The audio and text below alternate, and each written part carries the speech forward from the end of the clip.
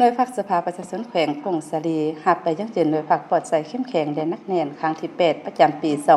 2025พิธีหับไปยังยืนหน่วยพักปลอดใสเข้มแข็งแด่นักเรียนของหน่วยพักสภาประชาชนแขวงพงศาลีได้จัดขึ้นในตอนบ่ายของวันที่16มิถุนายน2026นี้ที่ห้องประชุมของสภาประชาชนแขวงพงศาลีโดยการเป็นประธานของสหายสมจิตหับละกรกรรมการประจำพรรคแขวงรองประธานสภาประชาชนแขวงเข้าร่วมมีบรรดาสหายคณะพรรคมีผู้ต่างหน้าจากคณะจัดตั้งแขวงกวดกาแขวงคณะโฆษณาอบรมแขวง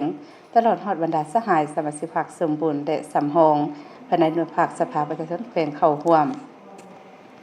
ในพิธีคณะจัดตั้งพิธีและเสนอจุดประสงค์พร้อมนั้นสหายสุวรรณภูลาวลีกรรมการหน่วยพรรคสภาประชาชนแขวงพงศาลีได้ขึ้นผ่านบทสรุปการก่อสร้างหน่วยพรรคใส่เข้มแข็งแด่นักแน่นของหน่วยพรรคในระยะผ่านมาซึ่งสหายได้ยกให้เห็นบรรดาผลงานหลายด้านในการชี้นำพาในตลอดระยะที่ผ่านมาเป็นต้นด้านคุณทัศน์การเมืองแนวคิดด้านการจัดตั้งด้านแบบแผนการนำพาและเวียกงานอื่นๆจากนั้นคณะจัดตั้งแขวงได้ขึ้นผ่านมติตกลงของคณะประจำพรรคแขวงฉบับเลขที่270ทับคพขลงวันที่26พฤษภาคม2026มาด้วยการอนุมัติมอบใบยั่งยืนโดยพรรคปลอดใสเข้มแข็งแด่นักแน่นประจำปี2025ขึ้นมอบใบยั่งยืนโดยสหายสมจิตหับละกรกรรมการประจำพรรคแขวงของประธานสภาประชาชนแขวงพงศาลีได้กล่าวหาเผยแม่นสหาย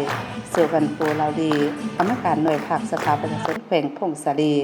ในโอกาสที่มีความหมายความสำคัญนี้สหายสมจิตหับละกรกรรมการประจำพรรคแขวงของประธานสภาประชาชนแขวงได้มีคำเห็นและให้ทิศเนื่องทางต่อคณะพรรคและสมาชิกพรรคภายในหน่วยพรรคในการก่อสร้างหน่วยพรรคปลอดใสเข้มแข็งและนักแน่นให้ต่อหน้าซึ่งก่อนอื่นสหายได้แสดงความยินยอมชมเชยต่อบรรดาสหายคณะพรรคสมาชิกพรรค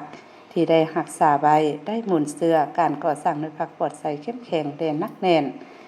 เน้นนักตื่มบางปัญหาให้บรรดาสหายคณะพรรคสืบต่อกำเนิดแนวทางนโยบายของพรรคขององค์คณะพรรคแขวงสืบต่อปรับปรุงการก่อสร้างหน่วยพรรคปลอดใสเข้มแข็งแด่นักแน่นของหน่วยพรรคได้รักษาหมุนเสื้อสืบต่อเพิ่มทวีการชี้นำพันขยายบรรดามติต่างๆของพรรคให้ลึกซึ้งได้ปรากฏผลเป็นจริงสืบต่อเพิ่มทวีความสามัคคีให้แน่นแฟ้นเพื่อป้องกันก่อสร้างหน่วยพรรคปลอดใสเข้มแข็งแด่นักแน่น